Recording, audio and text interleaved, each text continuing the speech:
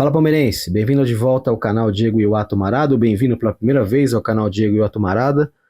Estamos chegando em 9.300 inscritos, nossa meta aí é de 10 mil inscritos até o dia 21 de agosto, que é quando o Palmeiras enfrenta o Universitário do Peru, volta das oitavas da Copa Libertadores. A gente estabeleceu esse prazo, estamos chegando lá. A inscrição é só ir lá se inscrever, ativar o sininho, deixar seu like, comentar. Não custa nada para quem está se inscrevendo e para a gente faz uma grande diferença. Cada inscrito muda bastante as coisas para a gente e ajuda muito o nosso trabalho a ser mais bem divulgado pelo YouTube. Enfim, contamos com a sua inscrição.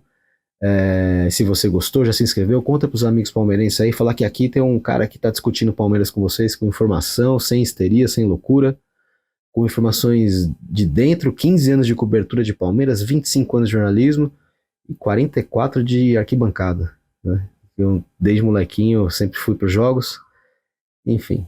Mas vou falar do Palmeiras, né? Tô aqui pra falar de mim, não. O canal tem meu nome, mas o canal é sobre Palmeiras. E Palmeiras que acabou de perder pro Corinthians, num jogo em que, repito, fui bastante questionado por isso. Jogou melhor, sim, jogou bem melhor que o Corinthians. E, acima de tudo, jogou bem melhor do que vinha jogando. E essa é a minha o grande take positivo que eu tiro desse jogo. E nem tanto pela qualidade do jogo, mas pela nova proposta e uma boa execução dessa nova proposta, né? Claro, eu trocaria essa boa vitória não tem uma vitória ruim, né? Eu trocaria essa boa partida por uma vitória, mesmo jogando mal? Trocaria, evidentemente. Mas a gente tem que trabalhar com o que a gente teve. E diante de um resultado que nunca é bom perder para o Corinthians, houve uma evolução tática, houve uma melhora. E assim, traz um alento no sentido de que o Palmeiras tem um caminho. Então, se acontecer uma catástrofe e o Palmeiras ficar fora da Copa do Brasil, o Palmeiras tem um caminho. O Palmeiras está numa evolução, não vai voltar para aquele marasmo de futebol pobre que o Palmeiras vinha apresentando antes, não. O Palmeiras tem uma nova proposta agora e foi bem executada contra o Corinthians, acredito que ela possa seguir sendo bem executada. Particularmente, eu acredito na classificação. Mas antes dessa classificação, o Palmeiras vai a Salvador enfrentar o Vitória. Jogo nesse domingo, quando, aliás, o canal faz, se não me engano, o canal faz 2 meses de vida nesse domingo, dia 3. Então, parabéns pra gente aí. Chegando em quase 4.000, uma média de 4.600 inscritos por mês de existência. Muito legal isso. Isso acontece porque vocês acreditaram na gente, continuam acreditando. Mas o Palmeiras, esse jogo das 7h30 de hoje, ele deve ir mesclado, né? A tendência até, conversando com um aqui, outro ali, vendo o calendário, vendo as tendências de jogos que tem pela frente, a impressão que dá é que esse é um dos jogos que o Palmeiras, se quiser mesclar um pouco o elenco, para ver que time que leva a campo, talvez seja o ideal para isso. Eu até peguei o calendário do Palmeiras aqui, tem alguns jogos que são mais plausíveis de imaginar que o Abel vai poupar. Então a gente tem agora o Vitória, é um deles, que é esse jogo desse domingo. Depois, contra o Corinthians, obviamente que não. Depois tem um Ceará, no dia 10/8, antes de pegar o Universitário pela ida no dia 14. E entre as duas partidas universitárias, entre o 14 e o 21, tem o Botafogo, no Rio de Janeiro. E também não deve imaginar o Palmeiras poupando ou mesclando nesse jogo. Então, se é para cravar onde que vai vir, onde que o elenco vai descansar, onde parte do elenco vai descansar, eu aposto que será hoje, nesse domingo, às 19h30, e no próximo domingo, às 4h, no Allianz Parque, contra o Ceará.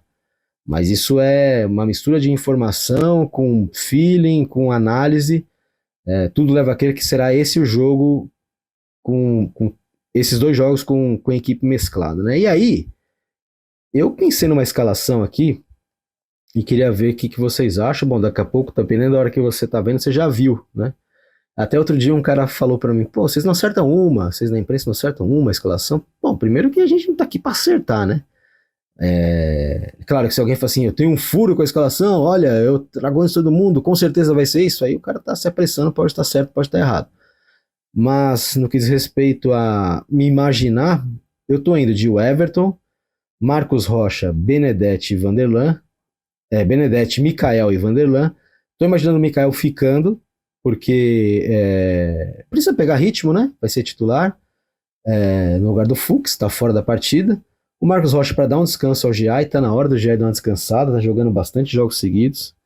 O Vanderlan, mesma coisa com o Piquerez, né? Piquerez também pode dar uma descansada. Claro, esses caras eu espero todos que eles estejam no banco, né? Eu espero que o Palmeiras viaje sem eles, mas... Aí no meio-campo, o Martinez, para descansar o Aníbal, o Lucas Evangelista, acho que ele pode seguir no time. Acho que até porque ele é um poucos caras com característica de segundo volante que esse time tem. Outro seria o Alan, que vem jogando em uma outra função, mas que o Abel já aproveitou como 8 e que eu gostaria de ver como 8. Então pode ser uma hipótese aí. Martins, Lucas Evangelista ou Alan. E o Rafael Veiga na armação. Eu creio que vai pintar o Veiga. Acho que o Abel vai dar esse descanso para o Maurício. E acho que vai pintar o Veiga aí nesse meio. Considero que chegou a hora de dar uma partida inteira pro Veiga, ou pelo menos deixar o Veiga iniciar mais um jogo.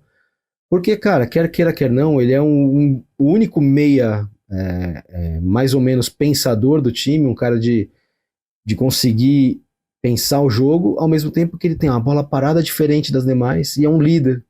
Tudo que falta o Palmeiras contra o Corinthians, que é uma bola parada boa, um líder, alguém para peitar os caras ali, alguém com mais experiência, com mais rodagem, o Veiga traz, né?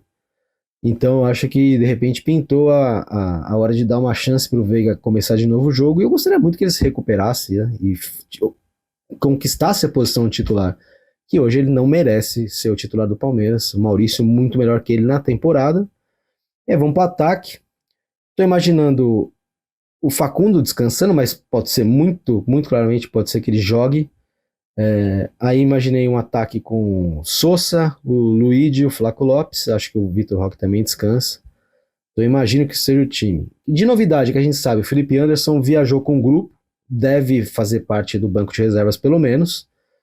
É um jogador que o Palmeiras precisa dele. Acho que, mais uma vez, é curioso saber por que ele se lesiona tanto, sendo que na Itália ele não se lesionou nenhuma única vez.